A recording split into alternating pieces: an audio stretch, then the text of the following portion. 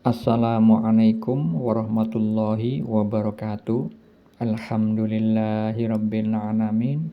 Allahumma shalli ala sayyidina Muhammad wa ala ali sayyidina Muhammad. Kali ini saya akan membahas salah satu saudara kita yang berkomentar di channel YouTube saya yang menuliskan bahwa orang bodoh itu bisa makrifat, ya, maksudnya bisa mengenal Allah. Nah, hal ini akan saya berikan penjelasan bahwa pernyataan itu salah, fatal. Hal itu pastilah disampaikan oleh orang yang awam, yang hanya ikut-ikutan, yang teorinya hanya didapat dengan membaca, bukan dengan ketakwaan. Karena apa? Allah Subhanahu wa Ta'ala berfirman di dalam surah Az-Zukhruf ayat 36 bahwa barang siapa yang berpaling dari pengajaran, ya, Tuhan yang Maha Pengasih, yaitu Al-Quran, maka, ya, kami membiarkan setan menyesatkannya dan menjadi teman karibnya.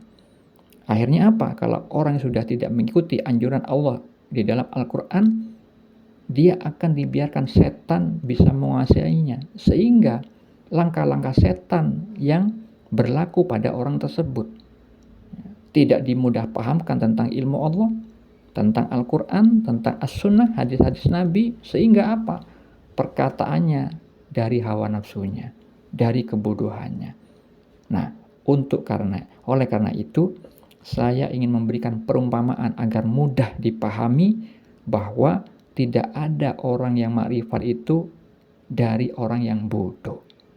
Karena apa? Itu bertentangan, ya, dengan apa? Dengan hadis Nabi bahwa setiap muslim itu wajib berilmu. Karena apa? Terkait dengan dalil yang lain. Amalan itu tertolak tanpa ilmu. Karena kalau tanpa ilmu, pastilah orang itu bertakwanya kepada Allah dengan tata cara yang salah. Ibarat orang yang ingin menghasilkan masakan yang bagus, yang enak, ya, bagus bentuknya, sajiannya, dan enak rasanya, dia harus berilmu dulu. Nggak mungkin orang bodoh. Nah, oleh karena itu, saya berikan gambaran, perumpamaan ketika kita bekerja di sebuah perusahaan. Kalau kita awalnya sudah melamar di sebuah perusahaan, kita diterima sebagai seorang karyawan, itu ibaratnya kita sudah muslim seperti sekarang ini. Lanjut, setelah kita diterima sebagai karyawan di sebuah perusahaan, kita pastinya akan diberitahu oleh HRD, ya, Human Resource Development, ya, bagian yang biasanya menjelaskan syariat atau peraturan-peraturan di dalam perusahaan tersebut. Pekerjaannya apa, masuknya jam berapa, pulangnya jam berapa, lemburnya jam berapa, fasilitas umum yang bisa dipakai itu apa, fasilitas perusahaan yang tidak boleh dipakai untuk pribadi itu yang mana. Nah, akan diberitahu oleh HRD. Nah, itulah peraturan-peraturan yang memang harus dipahami karyawan di sebuah perusahaan. Artinya, karyawan yang ingin bekerja di situ, sebelum melakukan pekerjaannya, dia harus memahami ilmu dulu. Tidak mungkin orang bodoh, tidak mungkin orang yang tidak tahu peraturan di perusahaan tersebut. Nah, setelah mengetahui peraturan dengan pemahaman yang benar, sesuai bimbingan HRD di kantor tersebut, maka lanjut apa? Tidak mungkin berdiam diri.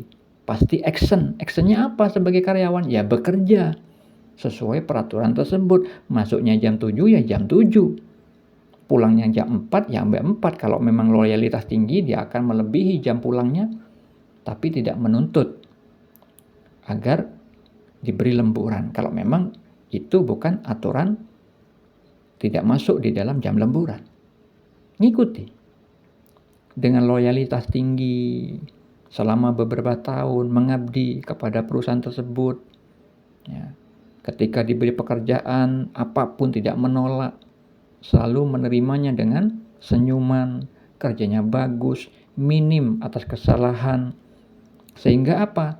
Nantinya kalau loyalitas karyawan itu baik, ya, tinggi, pastilah pemilik perusahaan, si bos besar tidak mungkin menutup mata. pastilah dia akan diangkat menjadi orang yang posisinya lebih tinggi daripada posisi sebelumnya.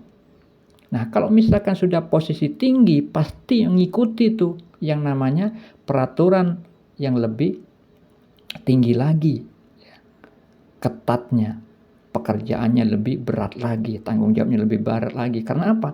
Posisi yang tinggi itu pastilah setara dengan fasilitas yang akan didapatkan dan gaji yang lebih besar daripada orang-orang yang ada di bawahnya. Nah, kalau sudah diangkat menjadi jabatan yang lebih tinggi, pastinya ada peluang besar untuk dipanggil secara individu oleh pemilik perusahaan. Karena apa? Bos besar biasanya itu akan sering berkoneksi, berkomunikasi dengan orang-orang yang memiliki jabatan-jabatan tinggi di perusahaan tersebut. Nah, gambaran dari yang saya berikan itu, ketika karyawan itu sebelum bekerja, maka dia harus tahu peraturan-peraturan terdahulu. Peraturan-peraturan itu kan ilmu. Syarat bekerja dengan baik harus tahu ilmu dulu. Ilmu bekerjanya seperti apa. Nah, peraturan-peraturan itu adalah perwakilan dari syariat. Di dalam Islam, di dalam Al-Quran disebutkan dalam surah Al-Jathiyah ayat 18, Allah berfirman agar apa? Agar mengikuti peraturan agama itu. Tidak boleh mengikuti orang-orang yang tidak berpengetahuan. Tidak boleh mengikuti orang-orang yang tidak mengetahui. Nah, syariat itu adalah peraturan-peraturan. Bab yang halal dan yang haram. Kalau di perusahaan, yang terlarang dan yang dianjurkan, yang diwajibkan untuk dikerjakan. Nah, setelah mengetahui syariat, peraturan-peraturan di perusahaan, maka lanjut apa? Dikerjakan sesuai aturan itu. Nah, ketika karyawan bekerja itu melakukan pekerjaannya, itu adalah perwakilan dari tarekat. Tarekat itu adalah tata cara bagaimana mengamalkan ilmu syariat, ilmu peraturan di dalam agama. Diamalkan dalam kehidupan sehari-hari. Diniatkan kepada Allah semata-mata menjalankan agama. Itu agama yang lurus, kata Allah. Tidak mempersekutukan Allah dengan apapun, dengan siapapun. Nah, kalau misalkan seorang itu sudah menjalankan ketakwaan sedemikian lamanya, belasan tahun takwa, istiqomah, lama-kelamaan seperti tadi, karyawan yang loyalitasnya tinggi, tidak mungkin pemilik perusahaan itu menutup mata. Begitu juga Allah yang maha mengetahui sisi lahir dan batin hamba-hambanya yang bertakwa. Kalau sudah bertakwa, maka terjadilah janji Allah seperti yang Allah firmankan di dalam surah Al-Baqarah ayat 282. Allah berfirman, dan bertakwalah kepada Allah, Allah memberikan pengajaran kepadamu dan Allah maha mengetahui sesuatu. Akan terjadi sebagaimana Nabi Yakub alaihissalam mengalami ilmu dari Allah. Di dalam surah Yusuf ayat 86, aku mengetahui dari Allah apa yang tidak kamu ketahui. Seperti karyawan tadi yang loyalitasnya tinggi, diangkat oleh si bos dan akhirnya ketemu dengan bosnya langsung. Dalam ruangan, satu ruangan, mengetahui bagaimana karakter si bos. Oh, ternyata bos saya itu ramah, suka bercanda juga. Nah, itu namanya kenal bos secara langsung, bukan karena katanya. Tentunya kan tahapannya mulai dari awal dulu, mengenal peraturan perusahaan dengan baik, punya ilmu dulu, bukan orang bodoh.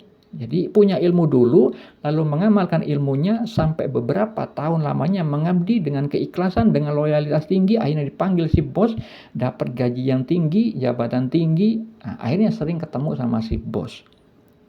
Begitu juga di dalam menjalankan spiritual. Ketika seorang itu sudah memahami ilmu syariat, peraturan-peraturan dalam Islam, mengamalkannya, bertarekat sesuai anjuran Al-Quran dan As-Sunnah, sehingga Allah jamin dapat pengajaran dari Allah Subhanahu wa Ta'ala, dapat ilmu laduni, minimal orang itu nanti merasakan bagaimana merasa dilihat oleh Allah, merasa muraqabah, dan yang lebih tinggi adalah musyahadah, samudra penyaksian dengan hati, yaitu maqam ihsan. Jadi nggak mungkin orang ma'rifat itu bodoh. Semoga bermanfaat. Assalamualaikum.